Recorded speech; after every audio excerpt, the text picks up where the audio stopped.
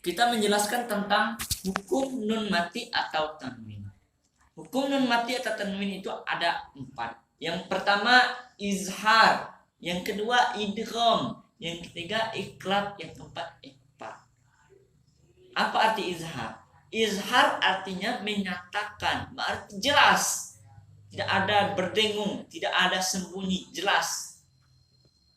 Apabila kita membaca Al-Quran, itu ketemu huruf yang 6, ha, ho, ain, rim, ha, hamzah, harus jelas membacanya.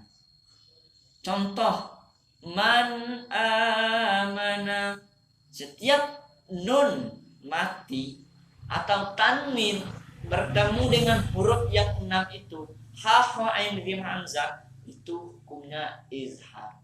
Memang huruf hijaiyah ada 29, itu ada huruf ha, ho, ain, rim, hamzah.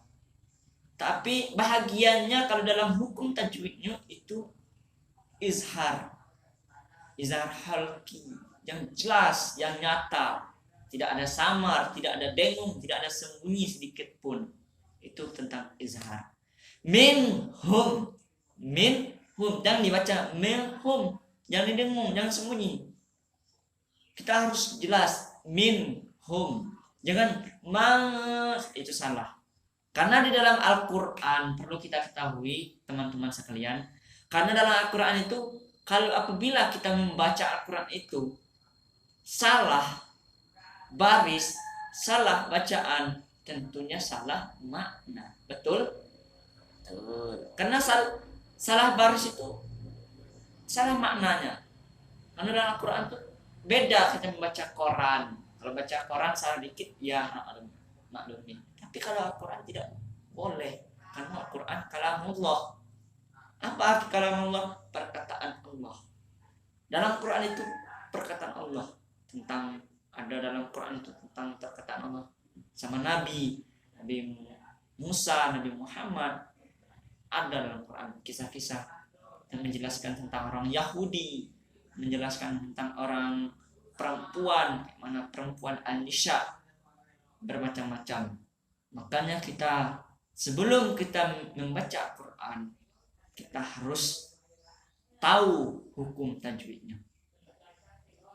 Percuma kita hebat, bacanya merdu, enak didengar, tapi kalau tidak pas hurufnya, tidak pas yang disebutnya, berdosa. Jadi kita yang tahu, kita harus mengamalkan ilmu tajwid. Ilmu tajwid harus kita amalkan. Itu yang pertama, izhar. Yang kedua apa? Idgham. Idgham, teman-teman perlu kita ketahui, idgham itu terbagi daripada 2. Yang pertama idgham bi gunnah. Idgham bi gunnah itu artinya idgham yang berdengung. Arti idgham itu berdengung, memasukkan suara itu, dengungkan. Jadi idgham yang kedua idgham bila gunnah, idgham yang tidak berdengung. Huruf idgham bi gunnah ada 4. Ya, waw, mim, nun. Apabila nun mati atau tanwin bertemu dengan ya, waw, mim, nun, itu hukumnya idgham bi gunnah. Contoh bacaannya macam kayak mana? Contoh dari iya, mayyakulu, kita harus mayyakulu, berdengung, mayyakulu, jangan man yakulu, jangan dijelaskan, jangan disembunyikan, jangan, harus dengungkan, mayyakulu.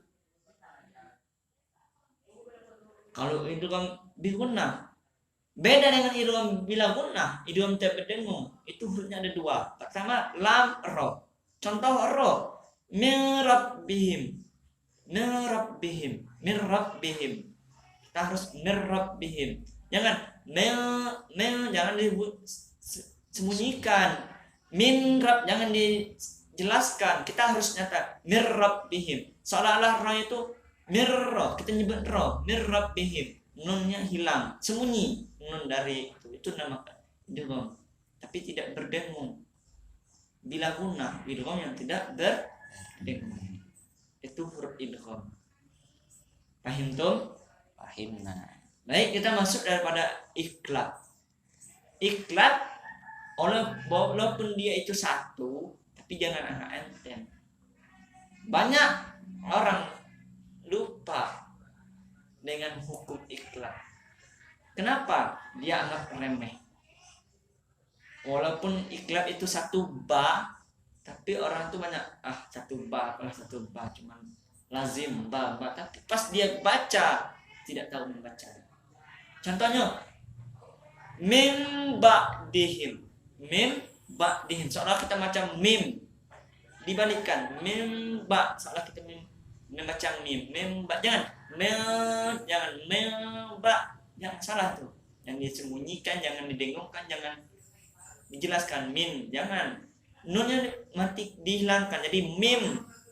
Seolah kita menyebut huruf mim. Mim ba'dihim. Itu ikhlab. Kita masuk hukum yang terakhir yaitu ihfa. Ihfa itu hurufnya ada 15. Kalau syairnya itu zakana kanja dasa surko sama dum toyiban sudukol sini. Dukon itu syairnya. Jadi hurufnya ada 15. Arti ihfa itu menyembunyikan. Tadi idgham berdengung, izhar jelas, ikhlab membalikkan. Sekarang sembunyi dari huruf nun atau tanwin. Contohnya banyak dalam Quran. Berbaribu-ribu macam contoh dalam Quran. Dakka. Nah, tanwin bertemu dengan da. Itu contoh ihfa. Hurufnya adalah 15. Tasajim, dazazai, shinshashat, detozo, pakokap. Itu hurufnya. Kita harus mengetahui huruf yang 15, huruf ihfa itu, dan kita harus mengetahui huruf ikhlab satu ba. Kita harus mengetahui idgham terbagi dua. Pertama idgham biguna, kedua idgham bila guna. Idgham biguna ada 4, ya wa mim nun. Idgham bila guna ada 2, lam ro, izhar ada 6, ha ain mim ha, hamzah. Kita harus mengetahui itu. Jadi kita harus belajar lebih mendetail lagi di rumah kita masing-masing. Kita harus buka, apalagi zaman sekarang udah canggih. Kalau nggak ada kitab, kita bisa membuka internet, HP, Google, itu lengkap semuanya. Hukum izhar, hukum idgham, hukum ikhlab, hukum ikhfa. Kita harus mengetahui hukum yang 4 itu. Mungkin itu materi kita pada siang hari ini. Jikalau ada yang bertanya, silahkan dengan segala hormat. Mungkin itulah.